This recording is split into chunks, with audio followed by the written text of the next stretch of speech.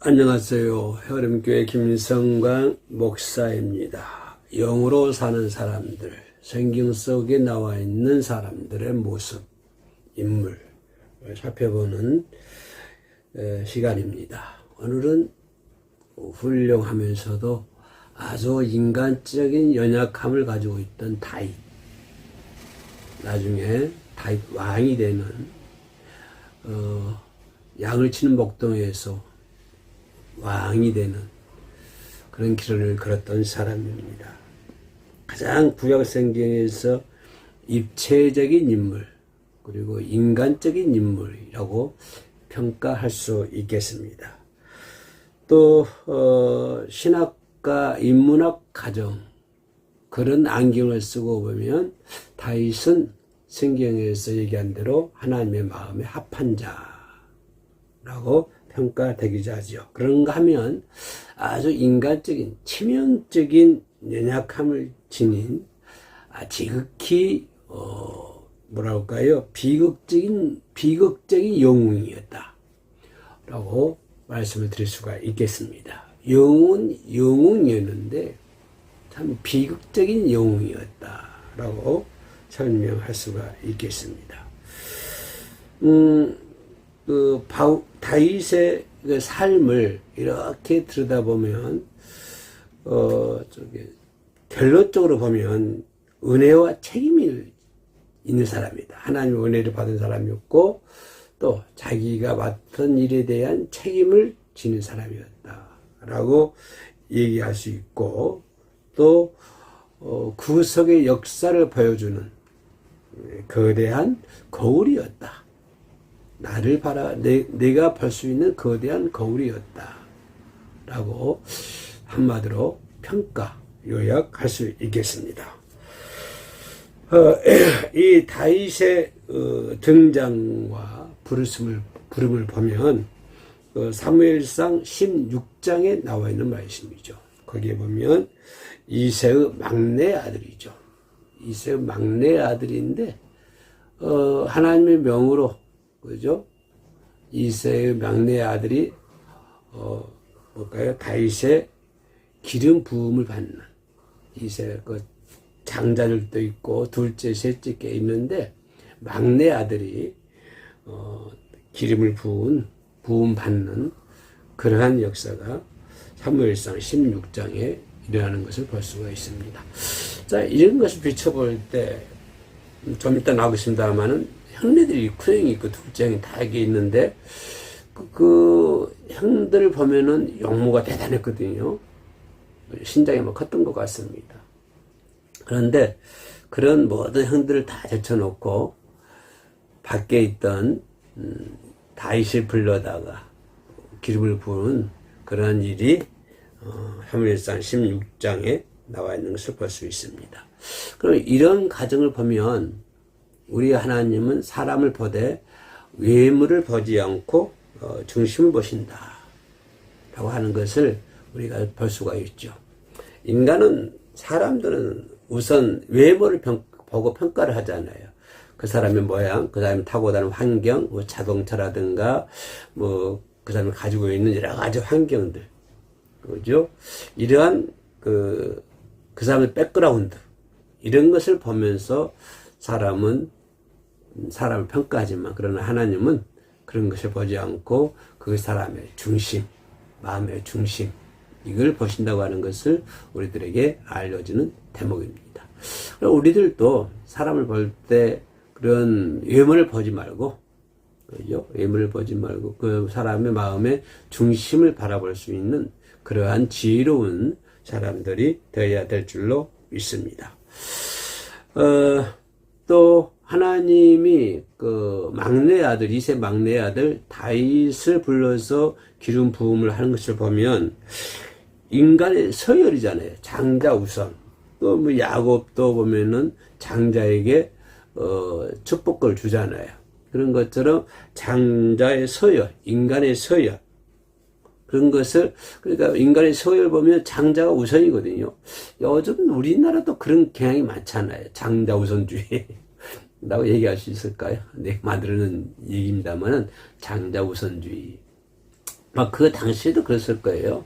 그러나 그런 인간 서열을 완전히 무너뜨려버리는, 그죠? 장자 우선권이라고 하는 인간의 그 서열을 완전히 무너뜨리는, 뭐랄까요? 하나님의 절대적인 주권 행사였다. 라고 하는 것을 볼 수가 있습니다. 또 이 다윗, 그러면은 이것이 이제 기름 부음 과정이었고, 다윗의 성장하는 과정을 보면은 골리앗 전투죠. 여러분 잘 알고 있는 골리앗을 쳐부수는 그런 전투, 우리에게 나를 신나게 만들고 나도 할 수 있다 라고 만들 수 있는 그런 것이죠. 그죠? 다윗이 골리앗을 쳐부술 때 문제는 이스라엘 전체가 공포에 휩쓸려 있었거든요. 그 골리앗 장사 하나 나와서 푼소리를 치는데 꼼짝 못하고 벌벌벌 떨고 있었습니다. 이스라엘 온 군대가 다 떨고 있었어요. 그때 다윗이 홀로 일어납니다. 다윗은 여러 천부장, 50부장 이렇게 많은 사람들을, 군인들을 불러서 그들과 함께 이렇게 전선에 나오는 것이 아니라 다윗 혼자서, 그죠? 온 군사들이 벌벌 떨고 있을 때 혼자서 홀로 일어나는 것을 볼 수가 있습니다. 그러면서 소년 다윗은 말하죠. 전쟁은 뭐로 하는 것이 아니라 칼과 창으로 하는 것이 아니다. 그죠? 뭐로 한다? 여호와의 이름으로 나간다. 너는 나에게 칼과 총으로 오지만 전쟁은 칼과 총으로 하는 것이 아니라 나는 여호와의 이름으로 너에게 나간다. 그래서 참 이건 다윗의 멋진 고백인 것 같아요. 우리도 그래야 될 것 같아요. 이 세상 살다 보면 여러 가지 환경이 올 수가 있잖아요. 각 환경에 따라서 내가 눈물을 흘릴 수밖에 없는 그런 환경, 또 내가 고통과 괴로움 속에서 있을 수밖에 없던 그런 환경 속에서도 내가 여호와 이름으로 나아간다. 그죠? 그런 어떤 담대한 그런 믿음을 우리가 소유해야 될 줄로 믿습니다. 끝이 보이지 않는 터널이라 할지라도 누구의 이름으로, 나는 누구의 이름으로, 여호와 이름으로 나아간다. 그런 강력한, 강한, 그죠? 골리앗을 쳐볼 수 있고, 그죠?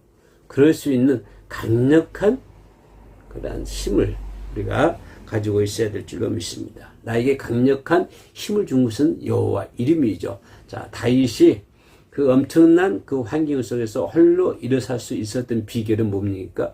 여호와의 이름이었습니다. 여호와 이름. 우리가 여호와 이름으로 이 세상 살아야 되고, 여호와 이름으로 뭐든지 해야 되고, 여호와 이름으로 이것도 하고 저것도 하고, 그렇게 해야 될 줄로 믿습니다.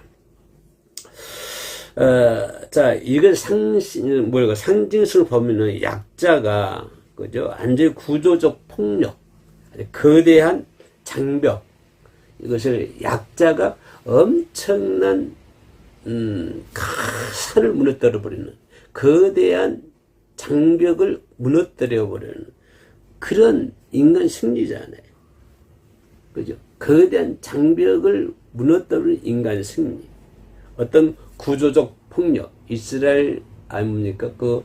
뭡니까? 블레셋 군대의 거대한 폭력. 그리고 그 거대한 장벽. 그 블레셋이라고 하는 거대한 폭력과 그런 장벽을 넘어뜨리는, 그죠? 넘어서는 인간 승리의 원형이라고 할 수가 있는 것입니다. 자, 이렇게 보면 참 진리가 너희를 자유케 할 것 같아요. 항상 선이 악을 이기는 것이죠. 진리가 자유케 되는 것이고요. 그것이 이제 골리앗과의 전투라고 하는 것을 볼 수가 있고요. 그 다음에 다윗이 이제 하는 것이 왕권이죠. 왕권이 절정과 영광을 볼 수가 있습니다. 사울이 이어서 다윗이 이제 이스라엘 통일 왕국을 수립을 하죠. 그죠? 그래가지고 헤브론에서 유다의 왕으로 시작해서 나중에는 온 이스라엘의 왕이 되는 것을 볼 수가 있습니다. 유다의 왕이 나중에는 그 통일왕국, 그 이스라엘을, 그죠? 이스라엘의 왕이 헤브론에서 시작하는 작은 유다의 왕이, 그죠? 시작해서 온 이스라엘의 왕이 되는, 그죠? 그런, 길을 다윗이 걸어가는 것을 볼 수가 있습니다. 그리고 또 수도를 천도를 하죠. 예루살렘으로. 예루살렘 수도를 천도하는 것을 볼 수가 있습니다. 그래서 예루살렘이 정치적, 종교적 중심지를, 그죠? 통합하여 국가의 기틀을 만드는 것을 볼 수가 있습니다. 참 다윗이 결단력도 좋고, 그죠? 머리도 참 좋고, 그런 것 같습니다. 그래서 예루살렘 수도를 천도를 해가지고 정치, 종교의 중심지를 가지고 이렇게 통합을 해가지고 국가의 기틀을 마련하는 그런 위대한 일을 하는 것을 볼 수가 있습니다. 그래서 하나님은 사무엘 하서 7장에 보면요, 하나님이 다윗에게요, 약조를 합니다. 뭘 약조를, 다니엘서, 사무엘하서 7장입니다. 약조를 하는데, 거기 보면은 다윗에게 영원한 왕조를 약조하는 다윗과의 언약을 맺는 것을 볼 수가 있습니다. 이렇게 여기까지 보면은 참 다윗이 등장, 또 골리앗의 전투, 통일왕국, 왕, 여기까지 보면 참 좋은데, 근데 불행하게도 근데 그 다음부터가 또 다윗의, 내가 서론에서 얘기했던 것처럼 다윗의 아주 연약한 모습, 비극적인 영웅이라고 얘기를 했는데 그런 모습을 나타내는 것을 볼 수가 있습니다. 다윗의 죄악이죠. 죄악을 지면 당연히 추락하잖아요. 그래서 다윗의 죄악과 추락을 볼 수가 있습니다. 이제 왕으로서 생활을 하다 보면 이게 좀 어깨가 올라가네요. 다윗도 왕으로서 권력을 남용하게 되죠. 그러지 않았으면 좋을 건데, 그죠? 권력을 남용해가지고요, 그죠? 충신이죠? 우리아를 죽이고, 우리아 안에 밧세바를 범하는, 그죠? 그런 밧세바 사건을 저지른 것을 볼 수가 있습니다. 왕의 권세를 남용하는, 그러니까 자기가 받은 직책을 남용하면 안 되는 거예요. 그러면 죄를 짓게 되는 거예요. 다윗도 마찬가지죠. 통일 왕국 세우는 건 좋은데, 그죠? 근데 나중에는 왕이 그것을 남용을 해가지고, 그죠? 남용을 해가지고 우리아를 충신이지요. 우리아를 죽이고 밧세바를 범하는. 그래가지고 그 죄로 인해서 누가 책망하지요? 나단이 책망을 하죠. 나를 책망하면 당신이 그 사람입니다. 나가 그 선지자 예리한 비판 앞에 나단이 예리하게 비판하죠. 당신이 그런 사람입니다. 라고 비판하니까 즉시 다윗이 뭐하지요? 그 가정에서 회개하는 것을 볼 수가 있습니다. 그 결과로 시편 51편이 탄생하죠. 참여력이잖아. 시편 51편.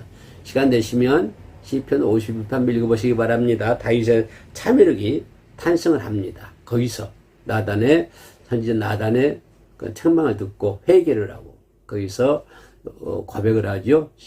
시편 51편입니다. 그래서 51편이 탄생을 하지만 결국은 뭡니까? 가정 내 폭력이 일어나게 되는 것이고, 또 아들 압살롬의 반역이 일고, 그래가지고 결국 그는 다윗은 뼈아픈 대가를 치르는 것을 볼 수가 있습니다. 다윗의 왕조는 완전한 왕 예수 그리스도를 예표한다, 그렇게 얘기를 하고 있습니다. 다윗의 왕조에 대해서요. 그렇죠. 그래서 우리는 여기서 보면은 위대한 자는 다윗을 보면서 우리가 생각할 수 있는 거는, 위대한 자는 죄를 짓지 않는 자가 위대한 것이 아니라 자신의 죄를 직면하고 통회한 사람이 위대한 사람이다. 라고 얘기할 수 있습니다. 다윗의 인생을 보고 그렇게 얘기할 수 있잖아요. 아, 다윗 같은 사람도 비극적인 영웅이고 죄를 범하는데, 그렇다고 한다면 위대한 사람은 어떤 사람입니까? 죄를 범하지 않는 사람이 위대한 사람이 아니라 죄를 범했으면 회개한, 다윗과 같이 회개한 사람이 위대한 사람이다 라고 말씀을 드릴 수가 있겠습니다. 입체적 그 다윗의 인간성을 보면은 어떤 그 영웅시되거나 미화되지 않고, 그죠? 밑바닥의 추악함까지 드러내 보이는, 그잖아요, 다윗이. 어떤 그 위대성, 뭡니까? 영웅시 되는, 다윗이 영웅시 되거나, 그 다윗을 미화하지 않고, 어때요? 다윗의 그 밑바닥까지, 추악함까지 드러나는 가장 인간적인 구속사의 도구였다라고 말씀을 드릴 수가 있겠습니다. 아무튼 시간 되는 대로 여러분 다윗에 대한 공부를 더 많이 하시기 바랍니다. 끝까지 시청해 주셔서 감사합니다. 샬롬.